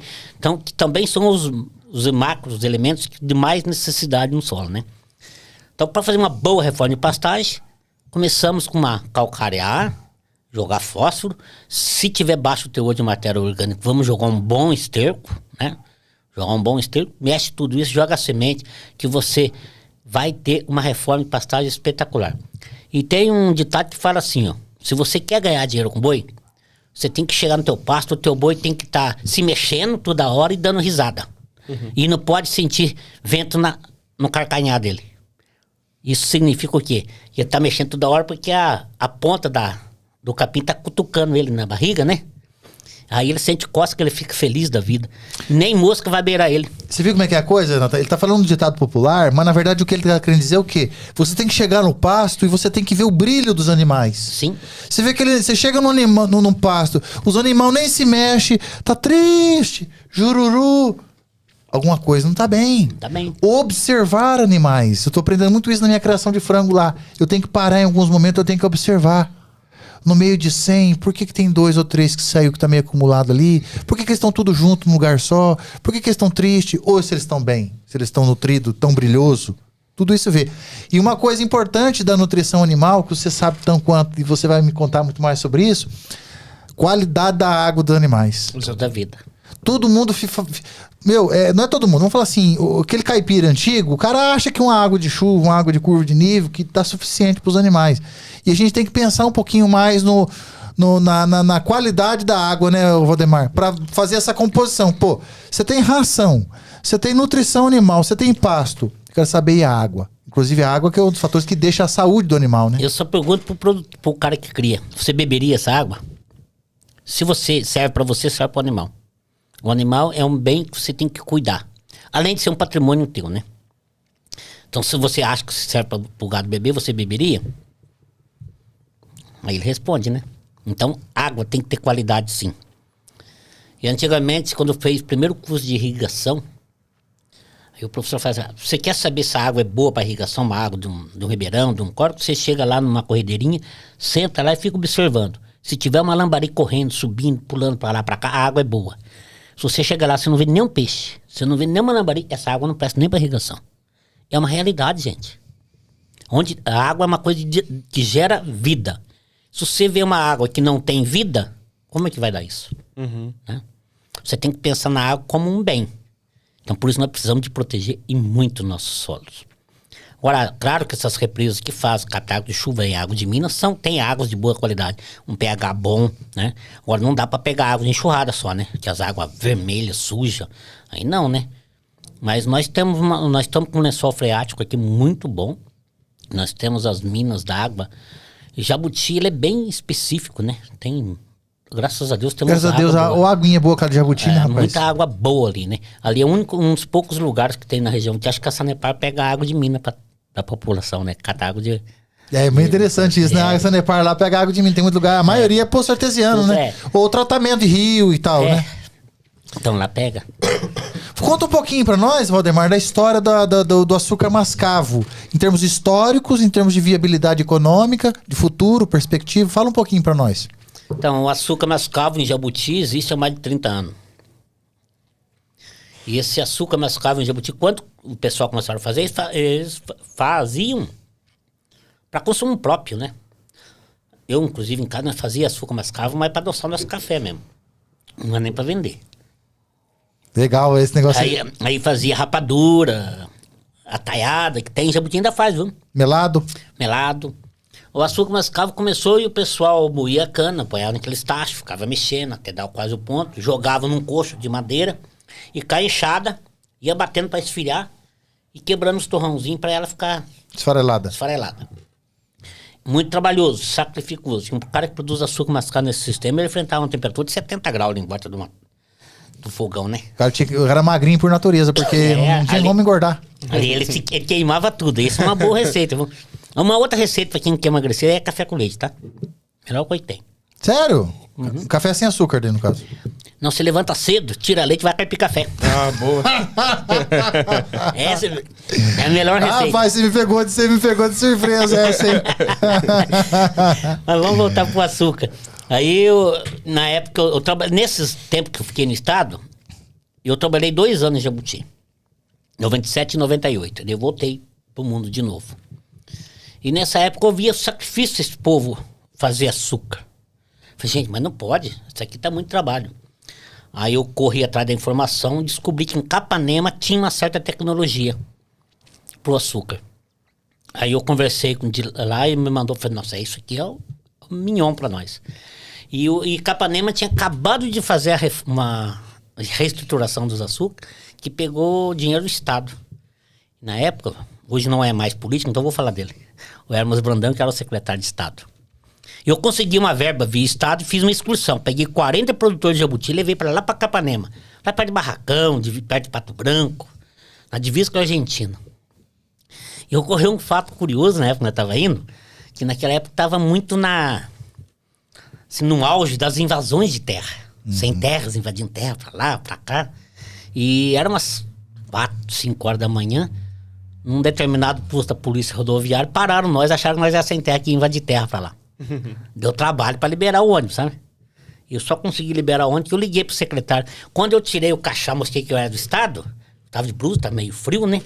O cara olhou assim pra mim, mas mesmo assim não deu muita pelota não. Ele já achou que eu que era o líder que tava provocando isso, né? O policial. Eu falei, não vai ter jeito, o cara queria tudo. Eu falei, como é que nós somos um invasor de terra? Nós estamos indo visitar pra aprender como fazer o açúcar mascavo com melhor qualidade. Fui explicando. Ele queria nem saber disso. Será que nós vamos ser de terra? Olha lá no nosso bagageiro, não tem enxada, não tem facão, não tem nada. Só tem mala de viagem. Vocês queriam aprender só a ciência. Aí eu falei assim, não vou ter recurso. Peguei o telefone. Olha que o telefone celular começou em 95, né? O meu era, sabe aquele tijolão? Você abria assim, puxava o fio. Nossa. Puxava a antena assim, liguei. E por acaso o Hermes Brandão me atendeu. Daí eu comentei com ele o que tá acontecendo. Ele falou, mas quem que é o policial aí? Eu falei, eu olhei na tarjeta dele e vi o nome dele, não lembro, né? Mas essas coisas a gente tem que esquecer mesmo, né? Daí ele falou, passa o telefone pra esse cara aí. Eu passei o telefone. E o Hermes foi falando com ele. Eu vi que ele foi mudando de fisionomia, né? Daí ele falou, devolveu o telefone pra mim. Pode seguir. Mas com aquela vontade de te matar, né? Aí nós fomos. Paramos, ficamos 2 dias lá. Com esses 40 produtores, ficamos no hotel, tudo pago pelo Estado. Aí nós vimos novas tecnologias do açúcar. Daí já não tinha mais esse negócio de coxo, não. Já batia. Eles já tinham um batedor diferente. Mas eu vi que o batedor não era bom. E o seu Luiz Ribeiro de Castro Carvalho, que é o Luizão. E ele falou, eu vou inventar uma máquina dessa. Ele usou a bitoneira e fez um batedor de açúcar. Ele que fez, pra nós. Tá? E ele não quis patentear ainda. Ele que inventou. E que usa até hoje. Você tá brincando? É. Mas mudou alguma coisa ali dentro, o sistema da caranhola? Ele mudou, porque daí ele colocou mais uns ferros, ele colocou umas peneiras pra bater. Cara, ficou um espetáculo. E quem fazia 100 kg de açúcar por dia, com a bitoneira passou a fazer 1000, né? Nossa. 1 tonelada de... Aí Mas isso não é uma boa produção? 1000 kg de açúcar por dia é uma boa produção? Ah, pra propriedade é muito bom, né? Quanto que uma família precisa produzir pra sobreviver ali? Pra você ter uma ideia, hoje o produtor de açúcar, ele vende um açúcar mascavo a R$3,50, 500 gramas. Então R$7 o quilo. R$7 o quilo. Tá? Se você produzir... Isso no campo? No campo. No mercado tá o dobro? No mercado deve estar uns R$20. Nossa. O açúcar mascavo. E nós temos dificuldade de aumentar a produção porque nossos clientes pegam tudo que se produz lá. Esses dias me falaram isso aí sobre o açúcar mascavo de Jabuti. Falou, Sérgio, o problema não é nós produzir, o problema é nós... aliás, problema é nós conseguir aumentar a produção, porque tudo que nós produzimos é vendido. Tem gente que quer chegar lá e quer comprar tudo, né? É. Inclusive, eu acho que o mercado internacional também tem. Sim, tem exportação para a Alemanha, né? E o que precisaria ser feito para aumentar essa produtividade? Aumentar a área. Só que quando o açúcar mascavo é orgânico, como é que você aumenta a área? Para mim, aumentar, para plantar a cana, a área já tem que estar certificada. Eu tenho que certificar, tem todo um processo, né? Você não consegue fazer isso da noite pro dia. Mas o açúcar convencional é plantio. Fala um pouquinho como é que qualifica a área. É metais pesados que tem que verificar? É 2 anos de carência? Como é que é? Eu tenho que ter um histórico da árvore que foi plantado antes, para mim fazer o período de conversão. E essa conversão pode demorar de 6 meses a 1 ano. Para mercado local, nacional. Se for para exportação, se for um solo que eu usei muito Roundup, herbicidas pesados, essas coisas, é 5 anos para poder exportar. Para assumir o efeito daquele Roundup do solo. E isso é comprovado? Isso é comprovado, estudado. Isso aí é comprovado. Mas, por exemplo, assim, chega lá no mercado internacional uma bandeja de morango orgânico, onde nós estamos vendendo aqui, falando que nós não somos orgânicos. E um japonês lá, uma pessoa de outro país, uma pessoa inteligente, vai fazer uma análise. Ele consegue verificar naquele alimento? Consegue, com certeza. E fácil. Com certeza e fácil. Aí ele cortou a certificação nossa aqui, se fazer uma... Se fizer uma malandragem dessa, cortou. Mas só que não consegue nem sair do Brasil, né? Que antes de ir, você tem que enviar já a análise. Entendi. Já tem que enviar um... Já tem que ter comprovação disso. E antes deles fechar um mercado com vocês, vem aqui comprovar que tudo aquilo que você está falando para eles é verdadeiro. Você tem inspetores, você tem fiscalizações em cima. Então dificilmente vai chegar a queimar lá fora. E para ir para lá, a análise já foi na frente. E mesmo assim, chegando lá, eles fazem de novo.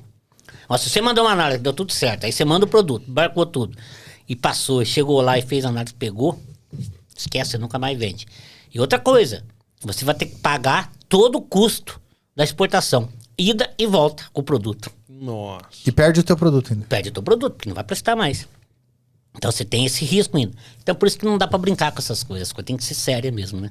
A avicultura lá no mercado de Jabuti é meio devagar, né? Eu tenho alguns barracões, mas não é o forte, mas tem. Mas na área de ovo ou na hora de corte? Ovo, corte. Corte. Só corte. Só corte. Questão das manutenções das estradas. Eu tô percebendo, graças a Deus, eu ando muito as estradas lá de Jabuti, eu tô gostando. Esses dias eu peguei uma estradinha ali no Barra Seca, aquele que você pega do Barra Seca pro sentido de Japira ali, aquele trechinho ali meio abandonado. Até foi bom que eu vi você, que eu queria dar um lembrete ali, aquele trechinho ali tá meio ruim. Mas as estradas de Jabuti, graças a Deus, são muito boas. Como é que é essa... Você faz um cronograma de obra, você que cuida disso? Quem cuida é o nosso gerente de obras lá, que fica no pátio, que é o Tinho, né? Tinha. Então, se por acaso eu tô andando na zona rural e eu vejo um lugar crítico, eu aviso ele. Mas ultimamente não tem nem avisado, viu? Ele tem ido na frente. Eu percebi. Passa chuva, ele já tá em cima, ele já sabe os pontos críticos. E as máquinas... As pontes também tá boa, teve umas pontes... Estão renovando as pontes. Sim. Inclusive essa ponte da Água Branca, que esse tempo atrás eu tentei passar, tava reformando ela. Agora eu passei lá, tava boazinha, tava jóia. Foi feito de concreto, né? Mas então, tem obras grandes que só faz 2 anos que o atual prefeito assumiu, né? Então ele tá na metade do mandato ainda. Temos muitas pontes... Não é que vamos reformar, a gente tem que fazer outra no local. Não dá mais para trabalhar com ponte de madeira, né? Então hoje está se transformando tudo em concreto. Isso que eu ia perguntar. Ali na Água Branca fez concreto, né? Concreto. Aquela do Barra Seca, eu não sei se... Eu não acabei passando lá, não reparei. Na saída de Jabuti é concreto. Se for lá para frente é de madeira ainda. Nós temos bastante para trocar. Quando se tem viabilidade da madeira, por exemplo, tem pontes que não precisa muito, só dar uma ajeitada nela, porque eu tenho madeiras de perova hoje, não tenho mais, né? Então não dá pra você, mano. Não vai fazer. Como é que você vai fazer? Como é que você vai fazer com pão de eucalipto para durar um ano e meio aí? Então você tem que passar para isso mesmo. Então a manutenção das estradas para nós é primordial, porque o que adianta nós incentivar a produção e se eu não tenho como escoar ela? Como é que eu tiro? E o que gira no município é o agronegócio? É o agronegócio. É o carro-chefe do município. O município vive disso, né? Vive do agronegócio. Temos fábrica de costura? Tem. Gera emprego, ajuda o pessoal da cidade muito. Mas o básico do município, o principal, é o agronegócio. E eu tenho outro programa que eu não falei aqui ainda. Sério? Você não pesquisou. Eu acabei esquecendo de falar. Que nós estamos investindo na pecuária, tanto de corte Isso como que eu ia perguntar isso pra você agora, na pecuária. Nós temos. Eu fiz também um convênio esse ano com a Conafer, que é ligado ao Ministério, direto com o Ministério da Agricultura, em Brasília. E por acaso, não sei se eu vou lembrar o nome dele agora, é um amigo meu que é daqui de Baiti, tá? Do Campinho, que tá lá em Brasília. Aí eu conversando com ele, falei, pô, Valdemar, você não quer incentivar um melhoramento genético aí em Jabuti? Eu falei, bora lá. Que legal! Aí ele me ligou, passou o programa e nós pagava. Tinha um convênio com o Sebrae, o município pagou por 2 anos, 1 ano e meio, 2 anos. E o Sebrae estava explicando como nasceu. Que o Sebrae são muito das ideias, boas ideias. Mas eles não executam, é você que tem que executar o que é que acontece, né?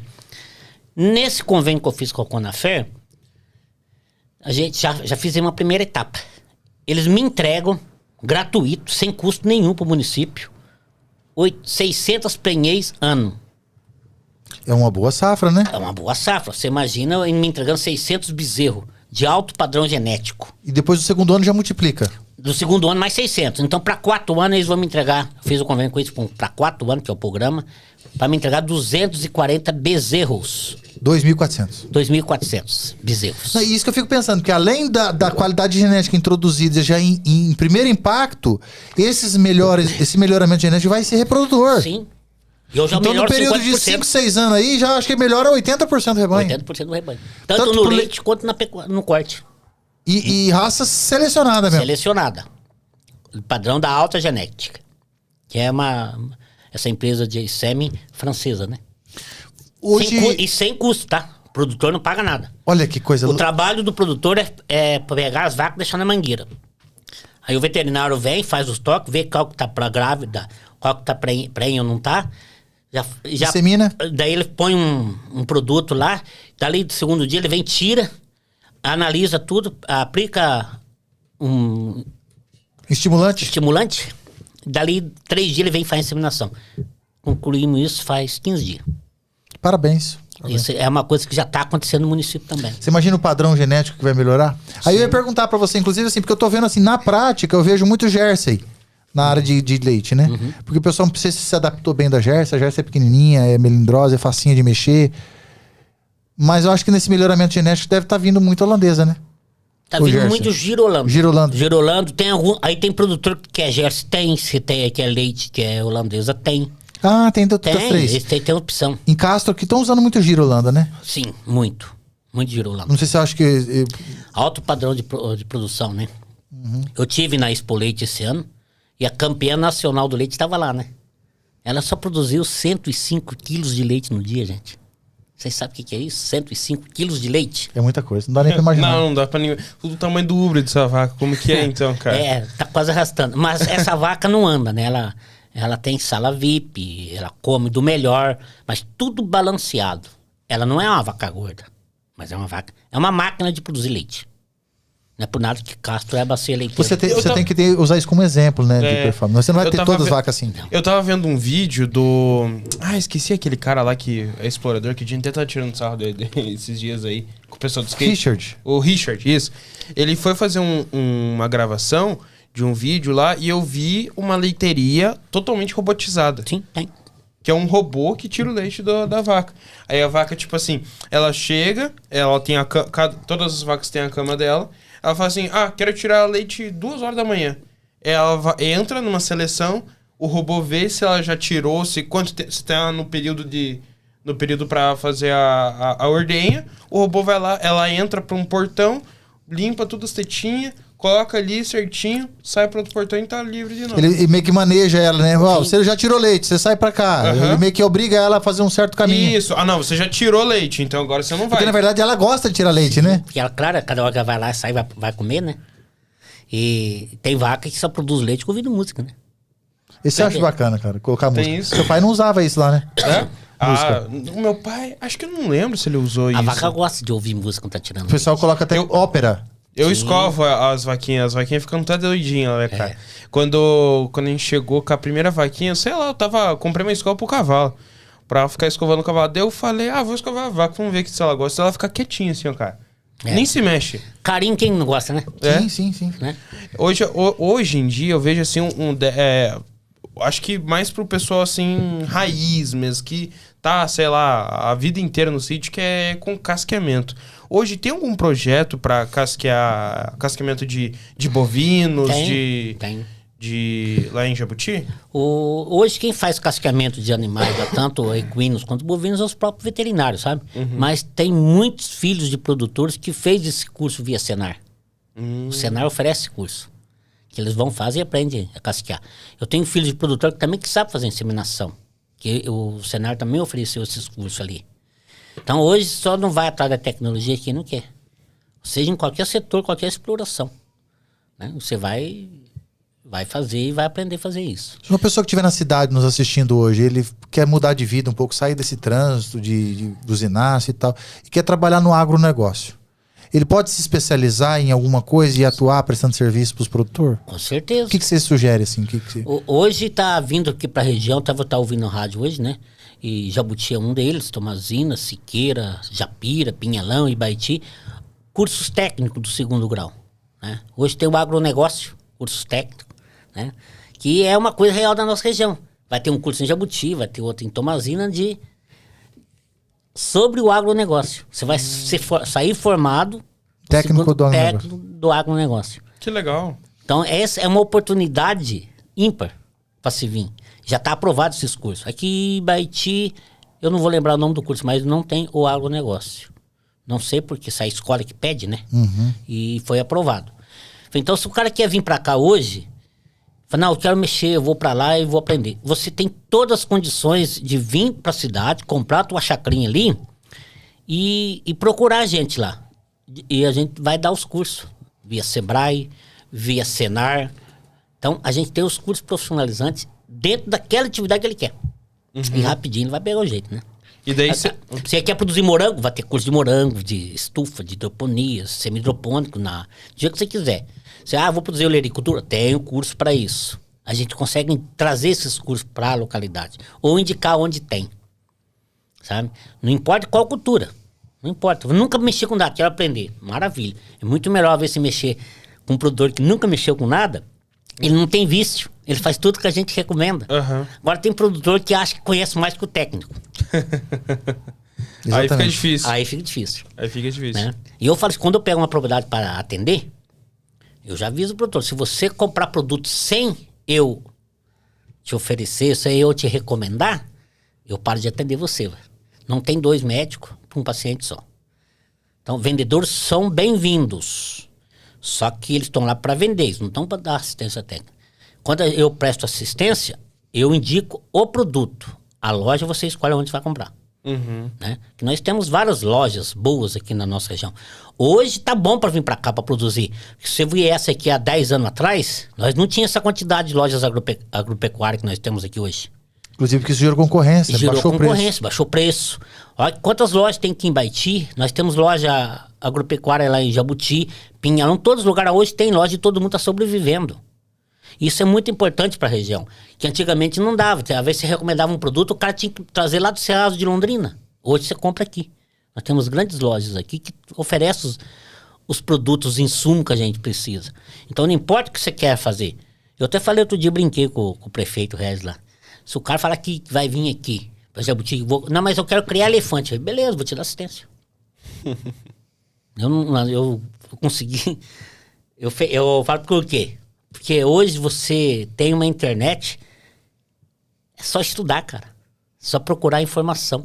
Agora, não dá para uma pessoa leiga, por exemplo, entrar na internet e querer aprender a plantar tomate. Não dá. Então você tem que ter uma certa bagagem. Uma coisa é um técnico lendo uma coisa na internet, outra coisa é uma pessoa leiga. Exatamente. Né? A interpretação é diferente. Tanto é que ela tem que fazer visita a campo também, né? Você leva as pessoas para fazer visita a campo. Sempre. Né? Chegou uma família lá com 3, 4 pessoas com energia para trabalhar e quer aprender a mexer com morango. Tranquilo. E você vai receber ele. Você vai sair uma ou 2 plantações de morango e indicar, mostrar, Semana passada aconteceu isso. Semana passada, na segunda-feira, eu recebi uma visita. O cara levou sorte. Porque você procurar no escritório, até às 9 horas você acha. Depois não acha mais não. Aí como tinha chovido, aí eu não saí naquele dia. O cara me chegou, ele veio de Jacarezinho. Ele é aposentado da Ambev, faz consultorias econômicas por aí. E comprou uma propriedade lá em Jacarezinho. Daí ele falou assim, ele começou a ver morango, veio morango e falou, não, isso aqui eu acho que é viável. Vou procurar informação. Foi na internet, pesquisou morango. Ele falou assim, ele apareceu pra ele, Jabuti, capital paraense do morango. Eu falei, pronto, é lá que eu vou buscar informação. Ele pegou o pai dele e veio. Ficamos umas 2 horas dentro do escritório, passando coisa de morango pra ele. Aí ele levei pra visitar umas lavouras. Aí ele falou assim, mas quem que me dá assessoria lá? Eu falei assim, eu sou secretário aqui, mas não posso ir lá em Jabuti, mas eu tenho quem dá consultoria. Tem a Gênesis Consultoria, que é do meu filho. Meu filho é muito mais especialista do que eu em morango. Tanto que hoje ele tá no Rio Grande do Sul. Então aí, coloquei eles em contato. Tá fazendo assessoria lá, o homem vai investir quase 5 milhões de reais no morango. Caramba. Que além dele fazer a estufa de morango, ele vai fazer todo o processo de transformação do morango que ele quer fazer. O beneficiamento Do morango. Caramba. E ele sabe onde buscar o dinheiro. É um cara mente aberta. Aí, inclusive, quando ele viu o capital preso no morango, ele estava conversando com o cara do Sebrae lá, falou assim, é lá em Jabuti que você tem que buscar essa informação. E ele veio. Falei, então você tem que vir conhecer. Ver da viabilidade, né? Qual que é a altitude média de Jabuti? 560. 560. É. E Aqui em Jabuti dá 200 metros de altitude diferente. 200 metros de diferença, eu imaginei. Aqui na faixa 760 até 800, né? É. O que tem o microclima local de Jabuti, o pH da terra? O que tem de coisa que a gente... Diferencial que a gente não sabe lidar? Eu vou falar com vocês, não tem diferencial. Tem tecnologia só. Hoje, se você fosse ver por altitude, o melhor lugar da região para plantar morango seria São João da Serra. Que lá tem 1000 metros de altitude, conforme o lugar. Mas hoje já tem morangos aclimatados para tudo. Isso vai da semente? Isso vai da muda? Vai da muda. A escolha de uma boa muda, pegar mudas de qualidade. Porque eu vi muito produtor, e isso acontece ainda nos dias de hoje, que ele compra muda nacionais, a muda vem contaminada, ele planta, em vez da muda crescer, ela morre. Ele acha que a contaminação está no solo e já vem da muda. Então a aquisição de muda vem de uns viveiros que tem responsabilidade, que seja registrado, que tem registro no mapa da qualidade de muda, é imprescindível. Para quem vai plantar no chão, dá para usar muda nacional. Agora, vamos plantar muda, vamos investir em tecnologia, daí eu tenho que importar a muda. As mudas importadas dão um resultado espetacular. Aqui em Ibaiti também tem empresa que trabalha com exportação dessas mudas. E lá em Jabuti é mais comum ainda, né? Tem de tudo que é insumo. E traz essas mudas importadas. Começa a chegar já a partir de final de fevereiro, março. Aí vem uma remessa em março, vem outra remessa em junho. E outra em maio, tem outra remessa. Então chega aquele lotão e os compradores ali dividem. Eles compram tudo antecipado. Lá é tudo por reserva. Se você não reservar, não vai ter muda. Não adianta em março eu correr atrás de muda. Então você tem que deixar a tua reserva. Então aí as mudas vêm do Chile, vêm da Espanha, vêm da Argentina. São os 3 locais que vem muda. Chile hoje está parando, deu um problema de exportação, veio bem pouco. Teve problema de exportação de muda do Chile. Mas que eles devem resolver isso rapidinho. Aí muda descontaminada. Inclusive, Nathan, tem uma coisa que acho que alavancou bastante o comércio de morango lá de Jabuti, foi o fato daquela empresa que está fazendo beneficiamento de morango já maduro, né? Congelamento, né? Polpa, né? O Baum? Baum. Não, a Baum, né? Mas hoje, até poucos dias atrás, o maior comprador de morango de Jabuti congelado era a Polpa Norte, lá em Itapurá, Japurá. Levava pra lá. Deixa eu fazer uma pergunta. Quais são os projetos futuros de Jabuti, assim, que a Secretaria da Agricultura gostaria de investir uma nova cultura na nossa região? Porque hoje, quando a gente chegou aqui, meus pais foram receber a cultura do maracujá, né? E hoje estão plantando, já plantaram já maracujá e daqui a pouco, em breve, talvez vão colher. Mas qual que é outra cultura que a Secretaria investe para esses produtores rurais? Hoje o meu principal plano de ação lá para poder diversificar a renda do produtor e assegurar uma renda melhor para ele através da olericultura. Que Jabuti não tinha, mas não era tradição. Só plantava uma safra. É isso que eu falei desse convênio que a gente fez. Inclusive hoje eu conversei com o secretário de Estado, Norberto Ortigara, para mim arrumar uma agenda para ele, que eu quero ir lá bater um papo com ele. Claro que eu vou com o prefeito, mas algum vereador devemos ir, uma equipe, porque eu tenho uma demanda muito grande em Jabuti hoje, que é para estufa. E nem todo mundo tem como financiar uma estufa.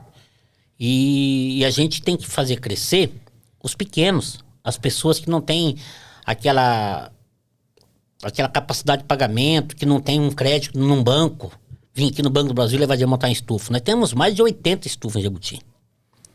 Mais de 80 estufas. Mas a maioria dos produtores que não tem hoje é por falta de condições financeiras. Então eu tenho hoje uma demanda para 40 novas estufas. Isso a gente vai buscar dinheiro no Estado. E o cara consegue pagar isso aí tranquilo, Valdemar? Essas estufas, se eu conseguir no Estado, ela é a fundo perdido. Quando eu cheguei em Jabuti, há um ano atrás, eu já tinha aprovado 10 estufas. Estava aprovado desde fevereiro, se não me engano. Mas estava aprovado e não se tinha atitude. Quando eu fiquei sabendo, eu olhei, tudo tá listado? Tá. Quem ganhou? Fulano. Falei, beleza, então vamos executar. Eu assumi em outubro e dei para ele, e quando eu fui tomar conhecimento disso, já era quase novembro, eu pedi, eu quero essa estufa montada em 30 dias, ou no máximo 60. Mas quantas? Falei, todas. Vamos montar. Você já ganhou para isso, só que ele não recebeu, porque ele só paga depois que faz, né? Foi aonde que nós implantamos as estufas. No caso do maracujá que teu pai pegou, veio de graça as mudas. Só que ninguém tava querendo. Aí eu corri atrás, foi onde que eu cedi pro teu pai a muda. Teve outros que pegou mudas de abacaxi. Né? São duas coisas novas. O maracujá nem tanto, porque aqui nessa região já teve muito maracujá. E não tem uma boa história, né? Antigamente aqui em Baiti, em 95, 94, nós tínhamos a Promari, que é a Associação dos Produtores de Maracujá do Norte Pioneiro. E teve produtor que se ele pudesse, ele matava o coitado do presidente, que mandava o maracujá para São Paulo, voltava, ele vinha aqui para receber, ele tinha que pagar a caixa. Comercialização, né? Não tinha. Então, hoje, a intenção de trazer isso é para novas indústrias de polpa. Né? Mas nós, através da associação, da ANV, nós não vamos precisar de outros. Nós já temos maquinário dentro do barracão lá para fazer o morango congelado, fazer a polpa, embalar, tem a embaladeira, tem tudo lá, naquele barracão. Então a gente vai ter isso. Através da associação vai fazer isso? Vai fazer isso. Eles vão fazer para eles mesmos. Inclusive maracujá também? Inclusive maracujá. E talvez o abacaxi. A gente tem que começar devagarzinho. Eu ouvi falar que o abacaxi tem boa viabilidade aqui no nosso solo, nossa região. Sim. Né? Só que ele é mais lento, né? O abacaxi vai 1 ano para você colher, 1 ano e meio. Né?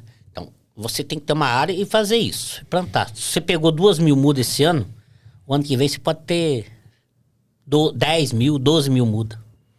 Então, isso pode crescer muito. O manejo do abacaxi? É tranquilo. É tranquilo. Não tem vai na roçadeira? Na roçadeira, mas ele fecha, quase o mato não sai. Mas muito plantou na lona, para não carpir. Já plantamos na lona.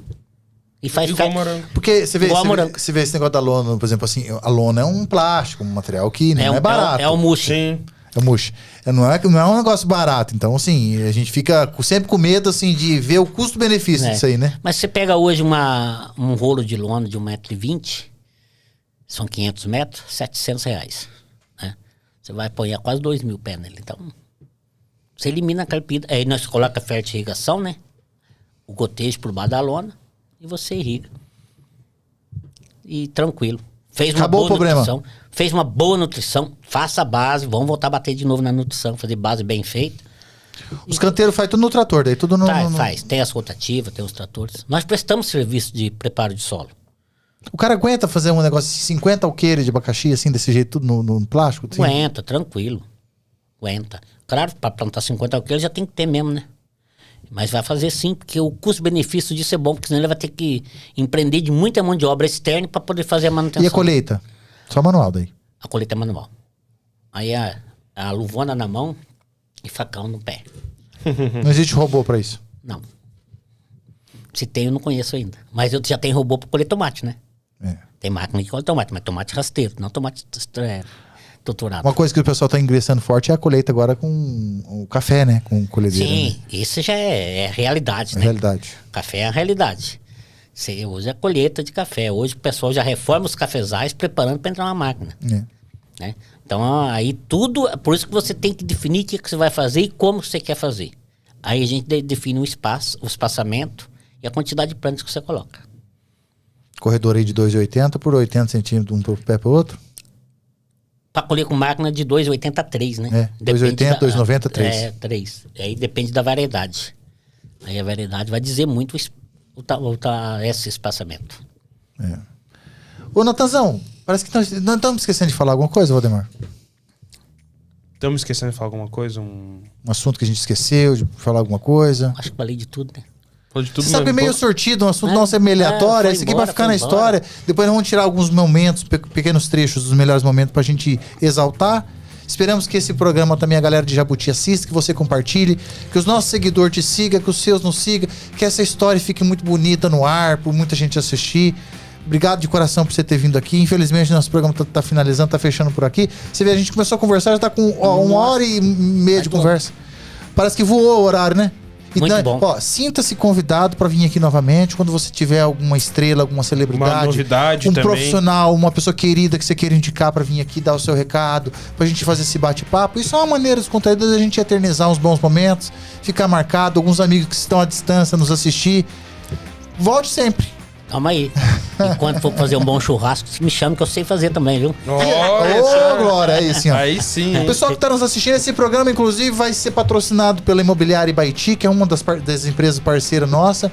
Que esse assunto agro aí, a Imobiliária Ibaiti sempre patrocina para poder viabilizar, colocar na realidade das pessoas que nos assistem e tem esse sonho de ir pro campo. Fica o convite para vocês que estão nos assistindo para ir morar, conhecer a cidade de Jabuti, que é espetacular. Jabuti daqui ali tá dando 25 quilômetros. 20 quilômetros. 20 quilômetros. A cidade tá aqui do lado de Baiti, que também é uma região de belas colinas, uma cidade fantástica. Não tem como não ir para Jabuti e não gostar. Vai que vocês vão gostar. Paz, segurança, um clima agradável, as escolas são magníficas, não tem aquelas gangues, não tem rivalidade. Saúde ganhou em primeiro lugar do estado. Olha, saúde ganhou em primeiro lugar? Primeiro lugar do estado, aprovado 100% nossa prestação de conta. O pessoal da saúde vai nos sítios para ajudar a medir febre, essas coisas. O pessoal do transporte escolar, que são os heróis, os motoristas, parabéns pros motoristas, eles vão nas chácaras buscar as crianças que estudam. Sim. De manhã, de tarde, de noite. Então é uma cidade, assim, qualidade de vida. Internet já pega no campo, toda chácara tem internet. 100%. Então é um lugar fantástico. O Natan é suspeito, mas ele é um cara que mora lá e pode contar pra vocês. E aqui a gente tá finalizando o nosso episódio. Espero que vocês tenham gostado. O Natan vai dar aquele último recado, Natan? É isso aí, galera. Muito obrigado por você ter assistido esse episódio até aqui. Agora, Sérgio, temos uma novidade. Estamos no Spotify, Sérgio. No Spotify. Estamos no Spotify, então a galera aí que está escutando a gente no Spotify já tá rodando alguns episódios. Já tá rodando, acho que uns 15 episódios lá já no Spotify. Sério? E até a gente vai postar bastante todo dia. Quer dizer, todo dia não. No mesmo dia pra poder postar todo... E tá dando views lá? Tá dando... Tô explorando ainda certinho. Em breve a gente vai estar na Apple Podcast também, no Google Podcasts e também no Amazon Music. Pra gente poder espalhar aqui as nossas... Pros nossos ouvintes, né? As informações da Rio Podcast. Curtiu? Essa nova Top demais, cara. Parabéns. Top demais. É isso aí, galera. Um grande abraço pra você. Lembrando, não se esqueça de se inscrever no nosso canal. Deixe aquele like, comenta aí sugestões para os nossos próximos episódios. E se der certo, um dia talvez a gente vai fazer um documentário aí com o nosso querido amigo Valdemar pra contar um pouco mais da história aí. Verdade, nos produtores, né? Verdade, legal. Boa. Contar as histórias, contar assim aquele exemplo do que a pessoa já passou, das lutas, superações, o que é viver hoje. Isso eu não falei ainda. Então. É muita coisa pra falar. Mas é isso, galera. Um grande abraço pra vocês e até o próximo episódio. Tchau, obrigado. Falou! Tchau, tchau.